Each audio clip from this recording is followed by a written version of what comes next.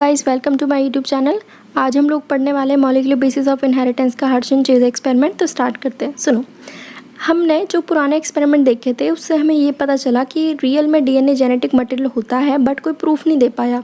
तो अब हमारे पास दो साइंटिस्ट आते हैं, number 1 Alfred Hershey, number 2 Martha Chase. ठीक है, 1952 में आते हैं। ये दोनों हमें एक प्रूफ देते हैं, बताते हैं कि डीएनए ही जेनेटिक मटेरियल होता है। राइट। अब सुनो, ये करते कैसे एक्सपेरिमेंट। तो हमारे पास ना एक बैक्टीरियोफेज होता है। देखो, बैक्टीरियोफेज बेसिकली क्या है, एक वायरस है। अब वायरस का काम क्या होता है, इन्फेक्शन करना। ठीक है। अब बैक्टीरियोफेज मतलब कि एक ऐसा वायरस जो कि बैक्टीरिया को खाता है। खाना मतलब एक तरीके से बैक्टीरिया को इन्फेक्शन करेगा। तो ये क्या है, अपने पास बैक्टीरियोफेज है। ठीक है।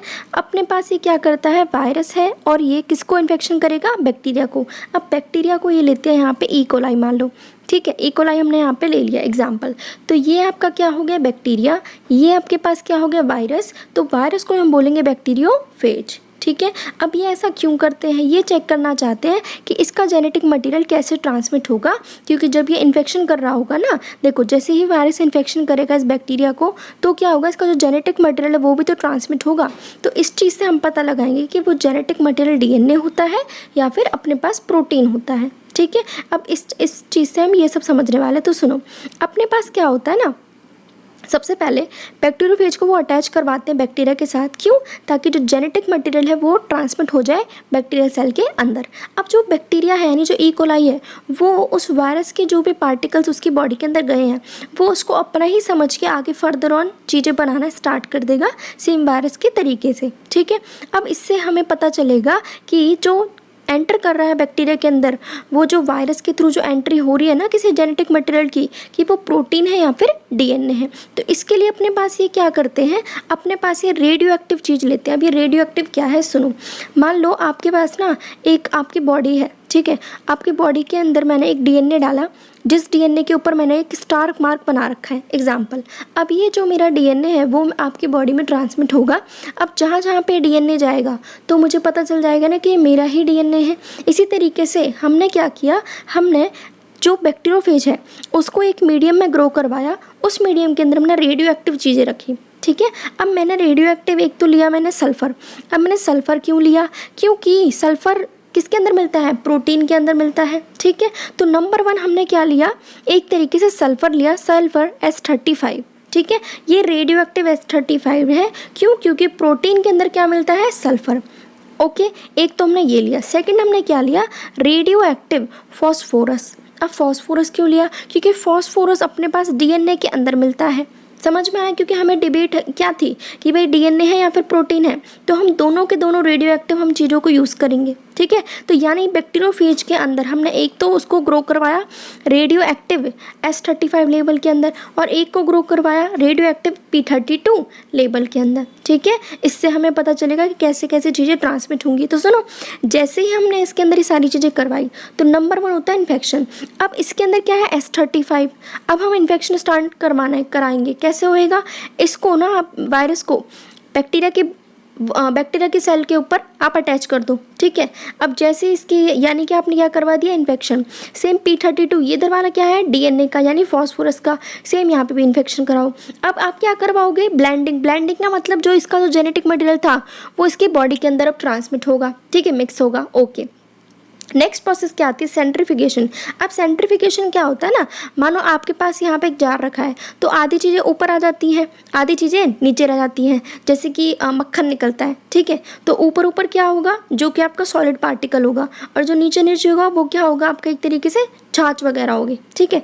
तो सुनो, हम क्या करते हैं, number 1 infection, number 2 blending, number 3 centrification. अब सेंट्रीफिकेशन करने से हमें क्या पता चलता है, अगर मैं आपको इसका बताऊँ प्रोटीन का, तो हमने क्या देखा, हमारे पास जैसे कि ये मानो। ठीक है। तो हमारे पास डीएनए जो गया था, देखो हमने क्या माना था कि भाई यहाँ पे S35 भी प्रोटीन हो सकता है कि ये जेनेटिक मटेरियल हो। तो हमें क्या पता चला कि जो बैक्टीरिया था उसके अंदर S35 नहीं मिला। क्यों, क्योंकि वो डीएनए था ही नहीं। और जब मैंने इसके अंदर चेक किया तो मुझे यहाँ पे एक तरीके से मिल गया। क्यों? क्योंकि P32 अब फॉस्फोरस किसके अंदर मिलता है? DNA के अंदर मिलता है। तो इस चीज़ से हमें ये प्रूफ हुआ कि अपने पास रेडियो एक्टिव S35 हमें कहाँ मिला? सुपरनेटेंट में। अब हल्की चीज़ कहाँ मिलती है? आपके पास ऊपर की तरफ मिलेगी ना। तो हमें क्या सुपरनेटेंट में मिला? इसका मतलब वो जो S35 था वो उस बैक्टीरिया के अंदर जेनेटिक मटेरियल के अंदर ट्रांसमिट नहीं हुआ, और जबकि जो P32 था वो उसकी जेनेटिक मटेरियल के अंदर भी घुस गया। तो इससे हमें ये एक्सपेरिमेंट से समझ आया कि DNA ही हमारा जेनेटिक मटेरियल होता है।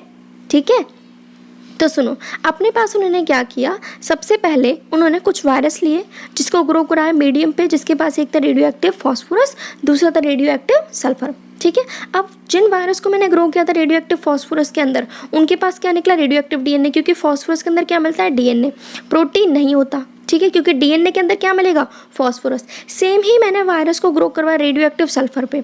अब सल्फर क्यों लिया? क्योंकि प्रोटीन के अंदर क्या मिलता है? सल्फर। ठीक है, अब हम क्या करेंगे, जो रेडियो एक्टिव फेजेस थे, यानी जो बैक्टीरियोफेज थे जिनको मैंने रेडियो एक्टिव लेबल किया था, अब मैं उनको इन्फेक्शन करवाने के लिए अटैच करवा दूंगी इकोलाई बैक्टीरिया के ऊपर। अब ब्लेंडिंग के अंदर क्या हुआ, धीरे धीरे जो ये थी ना जो वायरल कोट, ये जो अंदर का था जो वायरल कोट, वो रिमूव हो गई। इसको हम बोलेंगे ब्लेंडिंग बोलेंगे। ठीक है, फिर हमने क्या किया, स्पिनिंग डायमंड सेंट्रीफ्यूगेशन हमने करवाई वायरस पार्टिकल की, ताकि वायरस पार्टिकल सेपरेट हो जाए और बैक्टीरिया का DNA मुझे अलग से दिखे कि बैक्टीरिया के अंदर जो DNA है क्या उसके अंदर प्रोटीन मिला है, क्या उसके अंदर हमें फॉस्फोरस मिला है। तो हमने क्या चेक किया कि जिसके पास जो रेडियो एक्टिव DNA था वो तो हमें रेडियो एक्टिव मिला, इसका मतलब DNA ही जेनेटिक मटेरियल जो कि पास होता है फ्रॉम वायरस टू बैक्टीरिया। ठीक है, और जिसको मैंने रेडियो एक्टिव प्रोटीन के साथ लेबल करवाया था वो रेडियो एक्टिव नहीं मिला, वो हमें बैक्टीरिया के DNA के अंदर नहीं मिला। तो इससे क्या प्रूफ हुआ कि DNA ही जेनेटिक मटेरियल होता है जो कि वायरस से बैक्टीरिया के अंदर ट्रांसमिट हो रहा था। राइट, अब आगे सुनो, अपने पास में आता है DNA वर्सेस RNA। हम यहाँ पे चेक करना चाह रहे हैं कि जो प्रॉपर्टी है जेनेटिक मटेरियल की वो कैसी होनी चाहिए। तो सुनो, हमें जो हर्षे चेज एक्सपेरिमेंट था उससे हमें ये तो प्रूफ हो गया कि भाई DNA ही जेनेटिक मटेरियल होता है, क्योंकि पहले डिबेट चल रही थी कि भाई प्रोटीन है या फिर DNA है। इससे पता चला कि भाई DNA ही जेनेटिक मटेरियल होता है। ठीक है, लेकिन किसी किसी वायरसेस में, बहुत सारे लोगों में हमारे पास RNA भी मिलता है, जैसे कि tobacco mosaic virus, QB bacteriophage, इसके अंदर क्या मिलेगा? RNA। अब हमें ये सब जानने के लिए हमें कुछ ना कुछ इनके केमिकल स्ट्रक्चर पता होने चाहिए। किसका? DNA का भी, RNA का भी। ठीक है, हम कहते हैं ना कि DNA ही क्यों डोमिनेट कर रहा है जेनेटिक मटेरियल में। ठीक है, जबकि RNA बहुत इंपॉर्टेंट फंक्शन करता है, लाइक मैसेंजर का काम करता है, अडेप्टर का काम करता है, फिर भी DNA प्रीडोमिनेट क्यों है? ठीक है, तो सुनो, अपने पास ये क्राइटेरिया होते हैं, ये क्राइटेरिया फुलफिल होने चाहिए तो ही अगर किसी जेनेटिक मटेरियल कोई करता है तो वो बेटर जेनेटिक मटेरियल होता है। तो सबसे पहले सुनो, चाहे वो DNA हो या RNA हो, उसको रेप्लिकेशन करना आना चाहिए, मतलब वो अपनी डुप्लीकेट कॉपी बनाएगा तो ही वो जेनेटिक मटेरियल होगा। तो इसमें तो हमारा DNA भी बना सकता है, RNA भी, क्योंकि दोनों के बीच में पेयरिंग मिलती है और कॉम्प्लीमेंटरिटी भी होती है। इसका मतलब अपने पास DNA और RNA ने पहला जो क्राइटेरिया है वो तो फुलफिल कर दिया। ठीक है, तो यानी कि पेयरिंग कॉम्प्लीमेंटरिटी दोनों के अंदर मिलेगी, दोनों ही डुप्लीकेशन बना सकते हैं, तो फर्स्ट क्राइटेरिया दोनों ने फुलफिल कर दिया। दूसरा, अपने पास जो जेनेटिक मटेरियल है, चाहे वो DNA हो या RNA हो, स्टेबल होने चाहिए केमिकली भी और स्ट्रक्चरली भी। बट अभी आपने देखा था जो ग्रिफिथ एक्सपेरिमेंट था उसमें हमने क्या किया था, एक तरीके से एस्किल्ड बैक्टीरिया को एस स्ट्रेन वाले जो बैक्टीरिया थे उसको मैंने हीट कर दिया था। अब जैसे ही मैंने उसको हीट किया तो उसके जो वायलेंट वाला जो DNA था वो ख़त्म हो गया, यानी कि उसने अपनी प्रॉपर्टी चेंज कर दी ना। तो ऐसा तो आपका DNA बिल्कुल नहीं होना चाहिए। आप क्या चाहते हो कि स्टेबल होना चाहिए। हम सब लोग क्या चाहते हैं लाइफ में? स्टेबिलिटी। तो सुनो, अपने पास जेनेटिक मटेरियल स्टेबल होना चाहिए, अपने डिफरेंट स्टेजेस में चेंज नहीं होना चाहिए। मानो आज DNA अलग है, आगे जाके फिर अलग हो जाए, ऐसा तो नहीं होना चाहिए जैसे कि ग्रिफिथ के एक्सपेरिमेंट में हुआ। तो कम से कम हमारी प्रॉपर्टी तो डिस्ट्रॉय ना हो ना। अगर हम DNA के केस की बात करें तो जब मैं DNA के दोनों स्ट्रैंड है, हम जब इनको अलग करना चाहेंगे ना तो वापस से दोनों चिपक जाएंगे। क्यों? क्योंकि इनके अंदर स्टेबिलिटी है DNA के अंदर। ठीक है, तो यहाँ पे लिखा भी है, अगर हम DNA के दोनों स्ट्रैंड को सेपरेट करते हैं तो वो वापस से अपने आसपास आ जाएंगे। क्यों? क्योंकि अगर हम अप्रोप्रिएट कंडीशन देंगे तो वो साथ आ सकते हैं, लेकिन RNA के अंदर ऐसा नहीं होता। ठीक है, जबकि आरएनए के अंदर एक एडिशनल 2OH ग्रुप पे सेकंड कार्बन पे OH भी प्रेजेंट होता है हर न्यूक्लियोटाइड में, जिसकी वजह से आरएनए काफ़ी रिएक्टिव है, लायबल है, लेबाइल है और इजीली डिग्रेडेबल है। ठीक है, आरएनए हमारा कैटालिटिक मॉलिक्यूल भी है, इसीलिए वो रिएक्टिव है। तो अब इससे हमें क्या प्रूफ हुआ कि डीएनए बेटर है। क्यों? क्योंकि वो लेस रिएक्टिव है, स्ट्रक्चरली और केमिकली मोर स्टेबल है। ठीक है, और हम सब जानते हैं डीएनए के अंदर थायमिन मिलता है, आरएनए के अंदर यूरेसिल मिलता है। डीएनए के अंदर जो थायमिन है वो उसको एक्स्ट्रा स्टेबिलिटी प्रोवाइड कर रहा है, जबकि यूरेसिल उसको अनस्टेबल बना रहा है आरएनए को। ठीक है, तो इससे हमें क्या पता चला कि चाहे वो दोनों डीएनए हो या आरएनए हो, उनके अंदर बीच में क्या होना चाहिए, अपने पास स्टेबिलिटी होनी चाहिए, जबकि आरएनए के पास स्टेबिलिटी नहीं है। तो बेटर जेनेटिक मटेरियल यहाँ पे कौन प्रूफ हुआ? डीएनए। नेक्स्ट अपने पास क्या आता है कि जो डीएनए है या आरएनए है वो म्यूटेट करना ज़रूरी है, म्यूटेशन शो करनी ज़रूरी है। ये थोड़ी ना कि आप बिल्कुल डिटो अपना डीएनए उठा के दे दोगे आगे जनरेशन में, नहीं ना। तो म्यूटेशन होनी चाहिए, लेकिन आरएनए काफ़ी अनस्टेबल होता है, बहुत जल्दी म्यूटेशन शो करता है, तभी ही हम कोई भी दवाई नहीं बना पाते वैक्सीन की। ठीक है, जैसे अभी कोविड हुआ था तो उस टाइम कोई वैक्सीन काम नहीं कर रही थी। ठीक है, क्योंकि वायरस की कोई दवाई होती ही नहीं है, क्योंकि जो उनका आरएनए जीनोम है ना वो बार बार रेप्लिकेट करता रहता है, अलग अलग उसकी डिफरेंट लाइफ स्टेजेस में डिफरेंट फॉर्म्स आएंगी। ठीक है, तो आरएनए क्या है? अनस्टेबल है, बहुत जल्दी म्यूटेशन करेगा। ठीक है, वायरस जिनके पास आरएनए जीनोम है उनकी काफ़ी लाइफ स्पेन काफ़ी छोटी होती है और वो बहुत जल्दी इवॉल्व होते हैं, बहुत जल्दी। और जबकि डीएनए की केस की बात की जाए तो काफ़ी स्लोली चीज़ें आगे कैरी ऑन होती हैं। ठीक है, बट फिर भी कहीं ना कहीं हम डीएनए वाले लोग आरएनए पे डिपेंडेंट है। क्यों? क्योंकि आरएनए सिंथेसिस करता है प्रोटीन्स की, जिसकी वजह से कोई भी कैरेक्टर एक्सप्रेस हो पाता है। ठीक है, क्योंकि प्रोटीन सिंथेसिस मशीनरी किसके अराउंड घूम रही है? आरएनए के अराउंड। तो चाहे डीएनए हो या आरएनए हो, दोनों ही जेनेटिक मटेरियल की तरह काम करते हैं, लेकिन डीएनए मोर स्टेबल है, इसीलिए हम उसको बेटर जेनेटिक मटेरियल मानते हैं। ठीक है, क्योंकि वो अच्छे से स्टोरेज कर सकता है जेनेटिक इन्फॉर्मेशन की। ओके, अब आता है आरएनए वर्ल्ड। अब क्वेश्चन बनता है कि सबसे पहले जो जेनेटिक मटेरियल था वो कौन था? तो वो था आरएनए। ठीक है, हम सभी जानते हैं आरएनए कितनी इंपॉर्टेंट लाइफ प्रोसेस में हेल्प करता है, लाइक मेटाबॉलिज्म, ट्रांसलेशन, स्प्लाइसिंग। इसका मतलब कहीं ना कहीं इसका मेजर रोल तो है।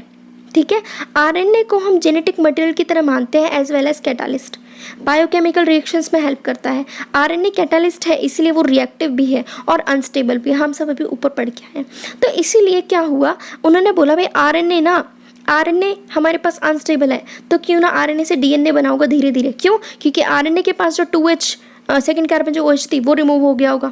ठीक है, उसके जो थायमिन यूरेसिल था, यूरेसिल जगह कौन आ गया? थायमिन, तो जाके बन गया होगा डीएनए।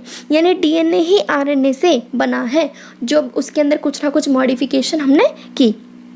ठीक है, तो डीएनए बीइंग डबल स्टैंडर्ड काफ़ी उसके अंदर कॉम्प्लीमेंट्री भी शो कर रही है और वो ज़्यादा चेंजेस भी अपने अंदर नहीं दिखाता, जल्दी वो चेंज नहीं होता। ठीक है, तो प्लीज़ आपको यहाँ तक अगर वीडियो समझ में आई हो तो please like, comment and share.